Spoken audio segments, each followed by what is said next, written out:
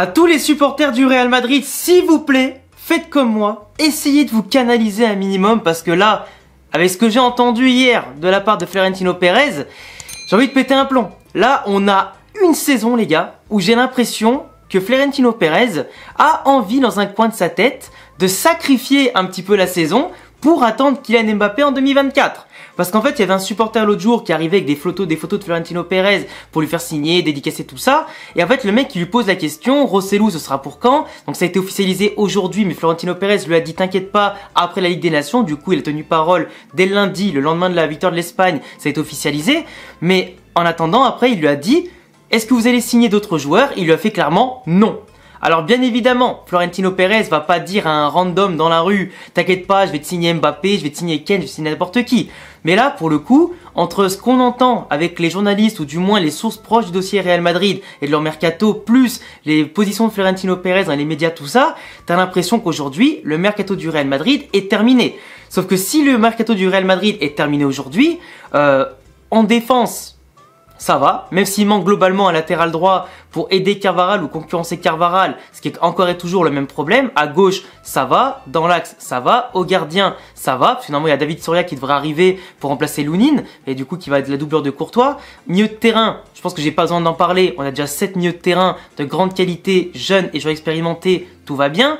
En attaque, par contre, c'est là où c'est le problème. Tu n'as que Vinicius à gauche. À droite, tu auras Brahim Diaz et Rodrigo. Et en pointe, tu n'auras que Rosselló, qui n'est pas un attaquant de classe mondiale, qui a déjà 33 ans et qui va pas faire une saison à 30-40 buts, ça c'est clair et net. Et en doublure, tu as Alvaro Rodriguez. Jeune prometteur, il est vrai, mais Ancelotti, il faudra voir comment il va l'utiliser. Et même si ce gosse peut vraiment exploser, et j'en serais hyper fier qu'il explose parce qu'il vient d'une centre de formation, tout ça, il adore le maillot, et je pense qu'il a un gros potentiel pour ça, et on demande que ça, hein, qu'il explose, ça nous arrangerait bien. Mais globalement, tu peux pas faire une saison entière avec un Vinicius qui n'a pas de doublure à part des jeunes du Castilla. Tu peux pas faire une saison entière avec Rosselló ou Alvaro Rodriguez. Et je suis désolé, même si j'aime bien les deux joueurs, là, si tu veux concurrencer le Barça Atlético en Liga et le Bayern, pourquoi pas Manchester City, etc. en Ligue des Champions, tu peux pas y aller avec une attaque pareille. Même si toute ton équipe est excellente, l'attaque, ça a pêché. Si t'as pas une référence qui va t'aider en termes de but et surtout dans le jeu, mais frérot, mais on est dans la merde. Et j'arrive pas à concevoir que le club aujourd'hui est prêt à sacrifier une saison pour une noisette qui des fois n'est pas, enfin ne viendra pas des fois. Il nous a déjà mis un énorme vent, une énorme clim l'année dernière. Je comprends pas pourquoi le club fait encore des pieds et des mains pour un mec qui n'est encore une fois pas sûr de venir. Là, je sais qu'actuellement, et on en a déjà parlé l'autre jour, il y a une stratégie qui est mise en place du côté d'Mbappé et sa famille, et aussi du côté de Pérez pour faire en sorte que le PSG finisse par le vendre. Parce que, oubliez pas, l'année prochaine, il sera gratuit en 2024 parce qu'il aura plus son contrat actif. Donc, il sera pas forcément gratuit parce que tu as la prime à la signature, tout ça, et Pérez va globalement lui offrir entre 50 et 100 millions d'euros de prime à la signature, ce qui est quand même mieux de les donner à lui que les donner directement au PSG avec lesquels les relations sont en tout cas très froides entre le Real et le PSG, mais c'est quand même 50 à 100 millions d'euros à donner l'année prochaine.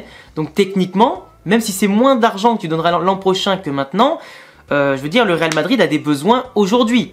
Et déjà, le fait que tu ne me signes pas un Cancelo, par exemple, arrière droit, je sais pas, moi, un Frimpong ou j'en sais rien pour concurrencer Carvajal, tu signes même pas l'attaquant de pointe. Et c'est là en fait le véritable besoin. Parce qu'à la limite à droite tu peux faire mettre Nacho, t'as encore Vasquez, encore Carvajal, c'est pas non plus le très haut niveau en ce moment, mais ils peuvent se reprendre et sur une saison ils peuvent quand même, tu vois, bien s'en sortir. Mais en pointe, là c'est vraiment le gros problème. Et je suis désolé, mais faire une saison sacrifiée, moi ça m'arrange pas. Et je pense qu'aucun supporter du Real Madrid aujourd'hui a envie qu'on se foute de sa gueule toute la saison parce qu'elle va être trop longue la saison. Si Rosselló ou Alvaro Rodriguez n'explosent pas ou du moins ne font pas une saison hors norme, genre une saison auquel on ne les attend pas, ou du moins que les deux se tirent la bourre pour justement être titulaires et font tous les deux une gigantesque saison, à la Benzema Morata en 2017 quand les deux alternaient titulaires et remplaçants et ça fonctionnait très bien comme ça, sauf que les deux n'ont pas le niveau de Benzema. Que le Benzema de maintenant ou le Benzema de 2017, Benzema il avait dans chaque orteil et Rosselló et Alvaro Rodriguez.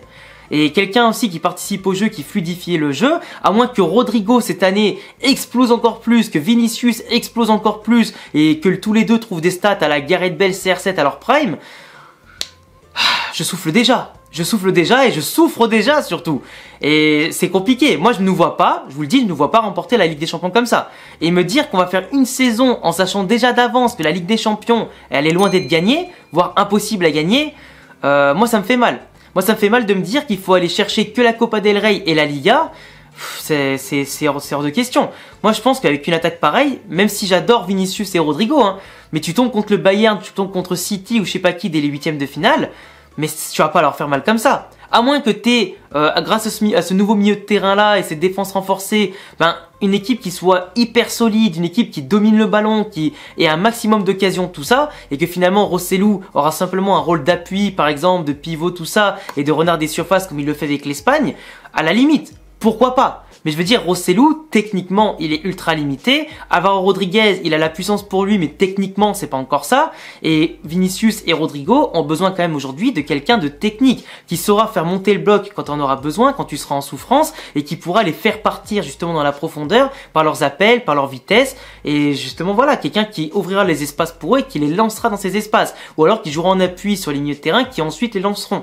Mais justement, j'ai peur qu'on soit trop prévisible avec des joueurs qui devant ne seront pas de classe mondiale. Tu vois. Après, je peux me tromper parce que tu peux à tout moment trouver une animation offensive qui soit intéressante. Tu peux trouver comment on appelle ça, des automatismes aussi, un plan de jeu qui mettra en valeur chaque dispositif, surtout chaque qualité de tes joueurs. Et à la limite, pourquoi pas, tu peux trouver la formule magique, mais contre un Barça par exemple qui possède un Lewandowski, qui possède quelques références devant, l'Atlético qui a quand même Griezmann, qui est quand même bon, j'allais dire Morata, même s'il n'est pas exceptionnel, ça reste quand même un très bon joueur, meilleur que Rosselló quand même, ou Alvaro Rodriguez pour l'instant, et t'as quand même d'autres joueurs comme ça à l'Atlético Madrid qui font que leur attaque est plus polyvalente que la nôtre pour l'instant.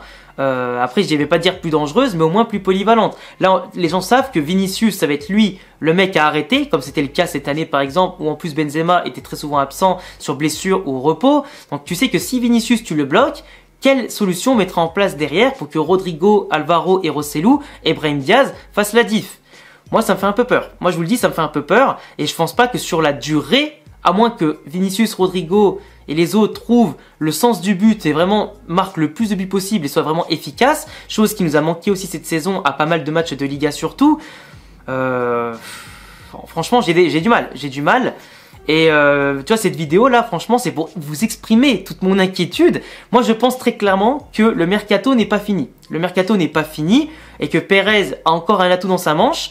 Mais si vraiment on repart comme ça, sans petits ajustements, et même s'il nous fait monter les Arribas, les Nicopas, etc. pour compléter un peu l'équipe, ce qui serait très bien, pour moi c'est pas suffisant. Quand tu t'appelles le Real Madrid, tu peux pas avoir une équipe incomplète au début de la saison. Et là aussi où il y a une réflexion intéressante à faire, c'est que pour moi, sachant que ton équipe cette année est incomplète, et que tu attends 2024 pour qu'elle soit complète avec potentiellement Mbappé, et je dis bien entre guillemets Mbappé, tu vois. Pourquoi tu gardes Ancelotti? Pourquoi tu dis à Ancelotti de rester jusqu'à 2024 avant qu'il parte au Brésil? Pourquoi tu fais pas partir maintenant au Brésil? Parce que quitte à avoir une équipe incomplète que tu vas devoir travailler cette année, fais-moi venir le prochain coach un an en avance. Xabi Alonso, ou alors tu fais monter Raoul, tu fais ce que tu veux, mais je veux que le coach de l'année prochaine soit déjà installé maintenant. Parce que quitte à faire travailler un demi-groupe ou un groupe incomplet avec un entraîneur, autant que ce soit avec celui qui sera là dès l'année prochaine, avec des nouvelles valeurs, un nouveau jeu, un nouveau fond collectif, tout ce que tu veux. Parce que si tu mets un coach comme Ancelotti qui va pas pouvoir travailler efficacement sans un groupe complet, bah ça sert à rien pour sa dernière année qu'il soit là. Le pauvre, il risque de faire une saison blanche et d'être remercié comme un malpropre parce qu'il a fait un travail incroyable entre son premier mandat et le deuxième.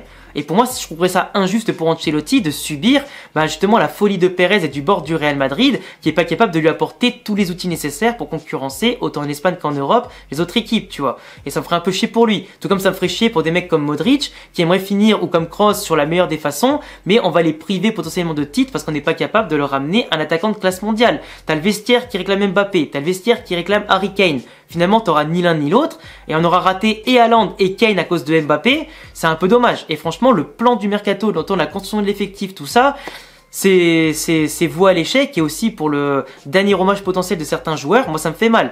Ou pour les premières saisons de certains jeunes aussi, ça me fait mal, tu vois. Donc après, je crois en l'équipe du début à la fin. On a connu la saison post-Cristiano Ronaldo qui était un peu chaotique et on manquait encore plus de ressources que là. Mais globalement, j'ai quand même peur de faire une saison blanche. Je croirais toujours en l'effectif pour amener au moins un trophée dans la saison.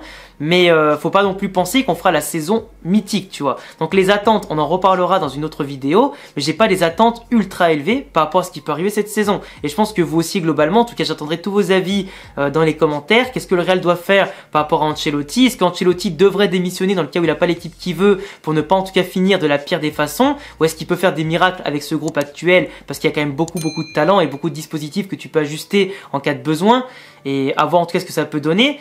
Et puis voilà, est-ce que vous faites confiance à Pérez? Est-ce que pour vous il y a encore un atout? Est-ce que c'est terminé? Dites-moi tout ça en commentaire. Abonnez-vous, cochez la cloche, le petit pouce bleu, tous les réseaux en description comme d'habitude, et à bientôt pour d'autres vidéos. Ciao les frérots.